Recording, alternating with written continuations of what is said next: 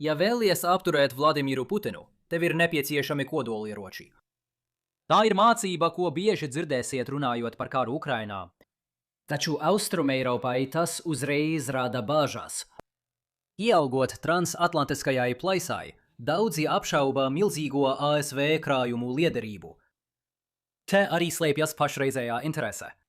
Apzināti Francijas centieni ne tikai paplašināt savu kodolsegumu tālāk uz austrumiem, bet arī palielināt savu kodolieroču skaitu. Tikai daži jautājumi. Vai tas darbosies? Un vai tas darīs kaut ko tādu, ko līdzīgā ASV sistēma nedara? Nu, jā, varbūt tas darbosies, un varbūt tas būs noturīgāks nekā ASV sistēma. Bet lielāks atturēšanas efekts būs no tā, kā kodolieroču koplietošana ļauj Polijai uzturēt spēcīgākus konvencionālos spēkus. Jā, mēs skatāmies uz vēl vienu uzvaru kolektīvās drošības labā. Tātad šodienas video mēs sāksim ar pārskatu par to, ko Francija patiesībā cenšas panākt ar savu jauno kodolsistēmu. Tad es apstāšos, lai apspriestu, kā šāds iznākums bija pilnībā paredzams jau pirms vairākiem mēnešiem. Pēc tam mēs mainīsim tēmu un salīdzināsim Francijas centienus ar esošo ASV sistēmu Eiropā. Visbeidzot, mēs izpētīsim ASV sistēmas uzticamību ilgtermiņā. Bet sāksim mūsu galveno sarunu ar to, ko Francija pašlaik dara.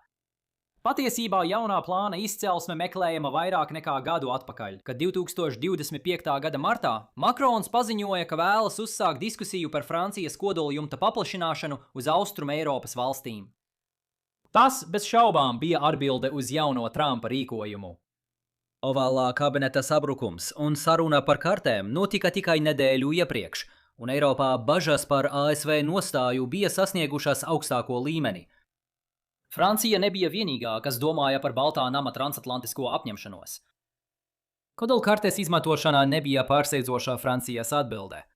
Patiesībā tas ir cieši saistīts ar iemeslu, kāpēc valstī vispār ir kodolieroči. Jau Eisenhowera administrācijas laikā Francija izmēģināja savu pirmo kodolieroci, baidoties, ka Amerikas Savienotās valstis nebūs gatavas ziedot Ņujorku, lai glābtu Parīzi. Ņemiet vērā, ka tas notika laikā, kad prezidents bija cilvēks, kurš vadīja Normandijas desantu, lai atbrīvotu Franciju. Pietiek teikt, ka de Gaulles vienmēr bija ārkārtīgi noraizējies par alianses iekšējo uzticamību. Lielākā atšķirība starp toreiz un tagad ir tā, cik daudz tālāk šobrīd atrodas draudi. Augstā kara laikā Francija no dzelzs priekškara šķīra tikai Rietumvācija. Tagad, lai nokļūtu līdz Krievijai, ir jāceļo cauri kādreizējai Austrumvācijai, pēc tam Polijai un tad vēl caur Baltijas valstīm vai Baltkrieviju. Atvainojos Kaļiņingrada, bet tev šajā spēlē nepiedalīties. Lai jebkurš solījums izmantot kodolieročus austrumu sabiedroto aizsardzībai būtu ticams, Francijai būs jāvirza savi kodolieroču izvietojumi šajā virzienā. Nu, pārceļoties gadu uz priekšu līdz 2026. gada martam, mēs sākām iegūt priekšstatu par to, kā tas izskatīsies. Francija patiešām plāno izvietot kodolieročus tuvāk austrumiem un citur. Līdz šim programmā iesaistītie partneri ir Vācija, Polija, Nīderlande, Beļģija, Grieķija, Zviedrija un Dānija. Tas prasīs ievērojamus ieguldījumus no Francijas puses, ne tikai lai izvietotu kodolspēkus kādā no šīm vietām, bet arī lai attīstītu pašu programmu. Francijai ir tikai aptuveni 300 kodolieroču, kas ir niecīgs daudzums salīdzinot ar Krievijas 4400 un Amerikas Savienoto valstu 3700. Attiecīgi Francijai nāksies ražot vairāk kaujas galviņu. Bet runājot par kodoliespējām, šodienas video sponsors ir Incogni. Ja jums nepatīk doma, ka jūsu personīgā informācija vienkārši atrodas internetā un gaida, kad ļaunprātīgi cilvēki to izmantos, tad Incogni ir rīks tieši jums. Un lai gan Incogni tehniski nav 10. kodolvalsts pasaulē, viņiem tomēr ir tēlaini āmuri. Lai noņemtu jūsu mājas adresi, darba vēsturi un pat politisko piederību no tīmekļa vietnēm un datu brokeru reģistriem, kas citādi varētu novest pie tā, ka jūsu vārdā tiek ņemti krāpnieciski aizdevumi vai jūs var izsekot vajātāji. Turklāt viņiem ir pielāgota noņemšanas funkcija, ja vēlaties kaut ko nedaudz precīzāku nekā atombumba. Tāpēc atgūstiet savus personas datus, dodoties uz incogni.com /William Spaniel. Izmantojiet kupona kodu William Spaniel, viss vienā vārdā, lai saņemtu 60% atlaidi gada plānam. kas ir tikai 0,7016% no tā, cik daudz Amerikas Savienotās Valstis iztērēja, lai pētītu, izstrādātu, testētu un ražotu savu kodolieroču programmu augstā kara laikā. Ļoti izdevīgs piedāvājums. Un vēlreiz paldies Incognī par šodienas video atbalstīšanu. Tagad es vēlos apstāties un apspriest svarīgu punktu par starptautiskajām attiecībām, kā arī nedaudz palapoties ar sasniegto. Šajā kanālā atkārtota tēma ir tā, ka lielākā daļa interesanto ģeopolitisko jautājumu ir neatbildami. Būtu forši pārliecinoši pastāstīt jums, kā beigsies karš Ukrainā, taču tam būtu nepieciešams zināt informāciju, kas ir pieejama tikai Kremļa iekšienē, kā arī atsevišķu informāciju, kas zināma tikai Kīvai. Ja valstis spēj noslēpt noslēpumus cita no citas, tad puisis, kurš visu dienu sēž pie sava datora, ir bezspēcīgs. Neskatoties uz to, viens no lielākajiem izaugsmes soļiem cilvēkam, kuram patīk sekot līdzi ģeopolitikai, ir apzināšanās, ka ir pilnīgi normāli kaut ko nezināt. Un patiesībā ir daudz interesantāk mēģināt saprast stratēģiskos stimulus, ņemot vērā šo nenoteiktību, nekā izteikt pārlieku pārliecinātas prognozes. Tomēr ir gadījumi, kad starptautiskie notikumi ir pilnībā paredzami. Un šis ir viens no šādiem gadījumiem. Ja jūs saprotat NATO ekonomisko loģiku, Polijas kodolieroču izstrāde nemaz nešķiet loģiska. Francija un apvienotā karaliste, tāpat kā jebkura cita kodolvalsts, nebūtu sajūsmā par vēl vienas valsts pievienošanos šim klubam, pat ja tā ir sabiedrotā. Tikmēr man nav ne jausmas, kur Polija atrastu budžetā līdzekļus kodolieroču programmai. Mums uz visiem laikiem jāatmet doma, ka kodolieroči ir tikpat pieejami kā interneta privātums. Tā nav. Varšavai būtu būtiski jāizkropļo savs budžets, lai atrastu risinājumu. Tas vienkārši nav praktiski, ja Polija jau tērē gandrīz 5% no sava IKP, lai nodrošinātu, ka tā ir spēcīgākā kainieku armija Eiropā. Un kā tieši šie kodolieroči atturētu Krieviju no iebrukuma Slovākijā? Vēl labāk. Kā Polijas kodolieroči atturētu Krieviju no iebrukuma Narvā? Velns, kā Igaunijas kodolieroči atturētu Krieviju no iebrukuma Narvā? Es domāju, protams, mēs varētu izdomāt kādu stāstu, kur kodolieroči paveic šo darbu. Taču ir tendencē, ka sabiedrība uzskata kodolieročus par brīnumlīdzekli visām problēmām, kas tie noteikti nav. Un, ja jūs par to neesat pārliecināti, vienkārši pajautājiet Indijai, cik labi šī teorija tā ir nostrādājusi. Savukārt ir ļoti viegli izskaidrot, kā vēl $20 miljardi, kas iztērēti robežas aizsardzībai, varētu atturēt Krieviju no iebrukuma. Tas burtiski, fiziski aptur Krieviju no iebrukuma. Protams, tas šeit nenotiek. Drīzāk tieši Francijas kodola atturēšanas paplašināšana ļauj Polijai turpināt iegādāties Putina nomierināšanas raķetes tuvu robežai. Un man tas ir galvenais secinājums šeit. Neskatoties uz visām problēmām, kas saistītas ar ticamu kodoldraudu izteikšanu, kodola atturēšanas taustekļa paplašināšanās uz austrumiem vismaz liks Kremliem aizdomāties. Un varbūt Francija patiesībā nerīkotos, kad pienāktu izšķirošais brīdis. Taču jaunas doktrīnas izveide palielina risku, ka krīzes gadījumā varētu notikt kāda veida negadījums. Un šī nekontrolējamā kodolieroču puse pati par sevi ir atturošs faktors. Tomēr fakts, ka Francijas kodola aizsardzības paplašināšanā atbrīvo vairāk līdzekļu konvencionālajai aizsardzībai, galu galā radīs lielāku atturošu efektu. Tā kolektīvā drošība vienmēr ir darbojusies, un acīm redzot, tā arī turpinās darboties šajā globālo konfliktu laikmetā. Turpinot, mums vajadzētu nedaudz vairāk izpētīt, ko Francija šeit patiesībā dara, un to vislabāk var saprast, salīdzinot ar esošo kodolieroču koplietošanas programmu, ko vada Amerikas Savienotās Valstis. Un šī saruna sniedz svarīgu fonu uzticamības sarunai, kas mums būs nākamā. Pirmkārt, dalībnieki nav identiski. Amerikas Savienotās Valstis sadarbojas ar Vāciju, Itāliju, Beļģiju, Nīderlandi un Turciju. Otrkārt, Francija saglabā gan lēmumu par kodolieroču izmantošanu, gan to faktisko palaišanu. Savukārt ASV vienošanās ir dīvaina. Pašlaik partneru valstīs izvietotie kodolieroči joprojām atrodas Amerikas Savienoto Valstu kontrolē. Tomēr ASV sabiedrotie izmanto divējādi izmantojamās lidmašīnas, kas nozīmē, ka prezidents varētu atļaut uz tām izvietot ASV kodolieročus. Tajā brīdī galīgais lēmums un palaišana varētu nonākt sabiedroto rokās. Tas rada ticamību ārkārtas gadījumā, kad Amerikas Savienotās valstis nevēlas uzņemties atbildību par palaišanu, bet ir gatavas pieņemt jebkādu sodu par ieroču nodošanu. Atlikusī lielā atšķirība ir arsenāla veidā.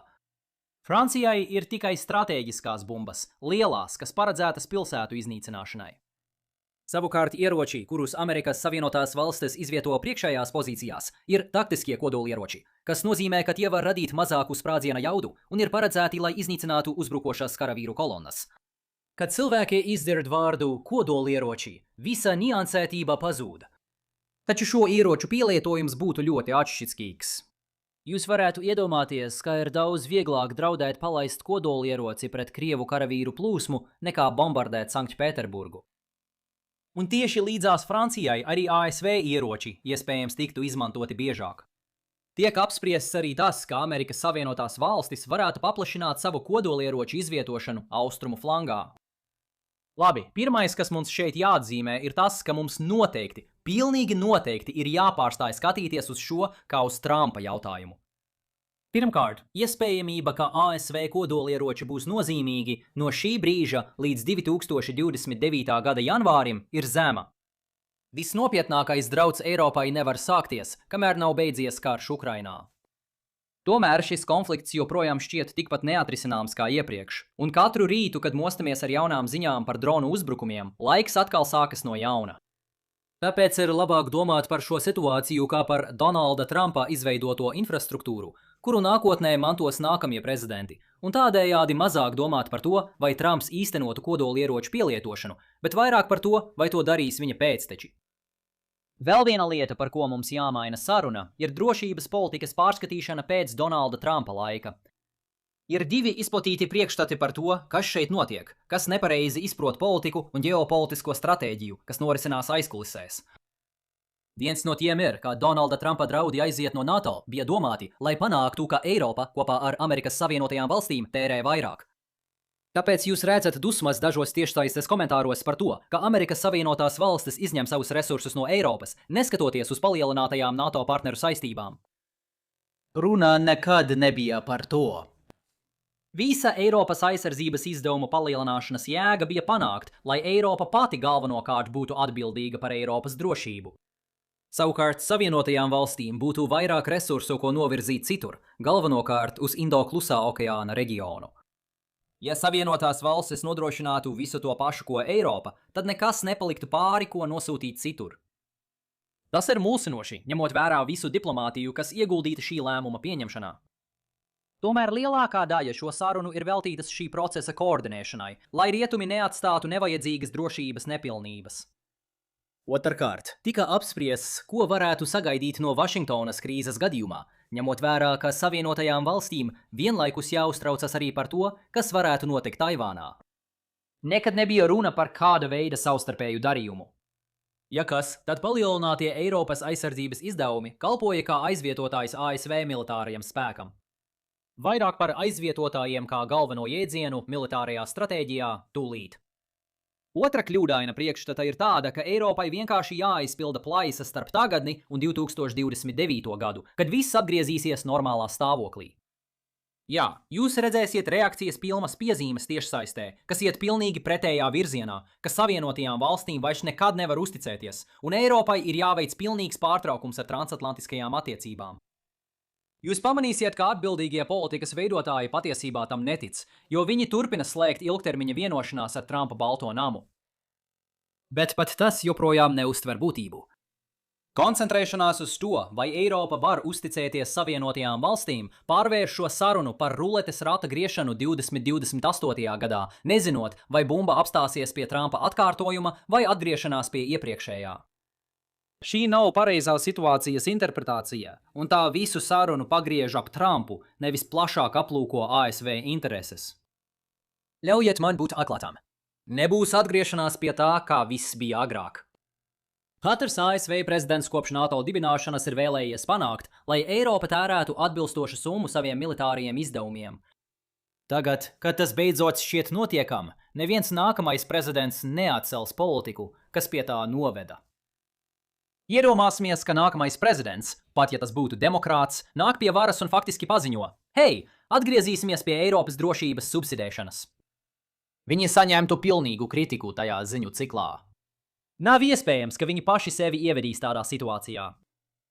Tagad, kas visticamāk mainīsies, ir transatlantiskā dialoga pieklājība, kas neapšaubāmi ļaus Eiropas diplomātiem atviegloti uzelpot pēc 4 gadiem, ko viņi bija turējuši sevī līdz šim brīdim. Un eiropieši, kuri ir tik nelokāmi par ieroču ražošanu, jo vairs nevar uzticēties Savienotajām valstīm, joprojām var saglabāt smaidu sejā. Eiropas veselīgie militārie izdevumi nozīmē, ka tā ir lielāka sarunu vara, lai ietekmētu alianses koordinācijas stratēģijas. Jebkurā gadījumā mums vajadzētu runāt par jaunajiem ASV izvietošanas plāniem. Lai būtu skaidrs, šobrīd tās joprojām ir Pentagona diskusijas. Bet es domāju, ka šeit ir kaut kas, neskatoties uz dīvaino situāciju, kad Amerikas Savienotās valstis atsauc parastos karavīrus, vienlaikus apsverot iespēju palielināt neparasto spēku izvietošanu. Pamata ideja ir paplašināt esošo programmu, kurā Amerikas Savienotās valstis sadarbojas ar sabiedrotajiem caur NATO, lai uzturētu lidmašīnas, kas spēj nest gan parasto, gan kodolbruņojumu, kas pēc tam ļauj izvietot kodolieročus uz priekšu. Polija ir saraksta augšgalā, taču atšķirībā no Francijas jaunās programmas, arī Baltijas valstis ir daļa no šīm diskusijām. Lai sniegtu jums priekšstatu par situāciju, augstā kara laikā Amerikas Savienotajām valstīm Eiropā bija izvietoti līdz pat 73 kodolieročiem. Tagad tas ir samazinājies līdz aptuveni 100 B-61 bumbām, tiem taktiskajiem ieročiem, par kuriem mēs runājām iepriekš. Un, ja jūs zināt nedaudz augstā kara stratēģisko vēsturi, tas varētu sākt atkal šķist saprotami. Padomju draudu kulminācijas laikā Amerikas Savienotās valstis bija ārkārtīgi noraizējušās par darba spēka nevienlīdzību gar dzelzs priekškara līniju. Taktiskajiem kodolieročiem bija jābūt lielajam izlīdzinātājam, kas pietiekami ilgi izjaukt Padomju Savienības uzbrukumus, lai Amerikas Savienotās valstis varētu līdzsvarot situāciju. Nu, ja Amerikas Savienotās valstis plāno samazināt savu spēkus Eiropā, tad mēs atkal nonākam pie tās pašas problēmas kā iepriekš. Taktiskie kodolieroči ir atbildē. Tomēr esmu dzirdējis bažas, ka arsenāls ir tik labs, cik ticams ir draudz to izmantot. Nu, protams. Savienoto valstu karaspēka izvešana no reģiona ir dārgs signāls nepareizā virzienā, kas iespējams padara visu šo pasākumu bezjēdzīgu. Es domāju, ka šeit ir vērts paturēt prātā 2 punktus. Ieroču izvietošana arī ir dārgs signāls. Es atstāšu to ASV pretinieku ziņā, lai viņi izlemj, vai būtiska Amerikas kodolspēku paplašināšana Eiropā ir biedējošāka vai mazāk biedējoša nekā daži tūkstoši karavīru uz vietas. Otrs jautājums ir, vai karavīri uz vietas un taktiskie kodolieroči ir stratēģiski papildinoši vai stratēģiski aizvietojami. Šie jēdzieni nesaņem tik lielu uzmanību, cik tiem vajadzētu, iespējams tāpēc, ka tie liek mums domāt par jauktajām, daļējām, atvasinātajām, taču tie ir būtiski, lai izstrādātu labu militāro politiku. Uz mirkli neuztrauksimies par signālu aspektu, pieņemot, ka ASV apņēmība visiem ir publiski skaidra. 2 veidu ieroči ir komplementāri. Ja viena veida vienības pievienošana padara nākamās, otras vienības pievienošanu pievilcīgāku. Tie ir aizvietotāji, ja viena veida vienības pievienošana padara nākamās, otras vienības pievienošanu mazāk pievilcīgu. Atgriežoties pie augstā kara, Amerikas Savienotās valstis izturējās pret karaspēku un kodolieročiem kā aizvietotājiem. Kainieku trūkums uz vietas palielināja uz priekšu izvietoto kodolieroču vērtību. Citiem vārdiem sakot, stratēģiskās ievainojamības esamība Eiropā padarīja taktisko kodolieroču izmantošanu ticamāku, jo Amerikas Savienotajām valstīm nebija dzīvotspējīgas alternatīvas. Un tāpēc tas šķiet saprātīga politika, pat ja tā varbūt nav tieši tas, ko Eiropa meklē. Tas saglabā Amerikas Savienoto valstu iesaisti kontinentā, vienlaikus pārvietojot citus resursus uz Indo-Klusā okeāna reģionu. Eiropai jāņem vērā, ka mēs joprojām runājam par kodolieročiem, lai neaizmirstu, ka ticami draudēt ar kodolieroču pielietošanu vienmēr ir izaicinājums. Tātad, kādi ir mūsu galvenie secinājumi šodienai? Francija vēlas paplašināt savu kodola aizsardzību uz Austrumu Eiropu. Ņemot vērā NATO plašo militāro plānošanu, šī ir saprātīga izvēle. Tikmēr ASV militārā plānošana tiek veikta ar laika perspektīvu, kas sniedzas krietni tālāk par Trumpa administrāciju. Un paplašināšanās ASV taktiskās kodolieroču koplietošanas programmā ir saprātīga izvēle, ņemot vērā Pentagona globālās prioritātes. Vēlreiz paldies Incognī par šodienas video atbalstīšanu. Dodieties uz incognito.com / Williams Spaniels un izmantojiet kupona kodu Williams Spaniels, lai ietaupītu 60% no gada plāna. Ja jums patika šodienas video, lūdzu nospiediet patīk, dalieties un abonējiet, un es jūs redzēšu rīt. Uz redzēšanos!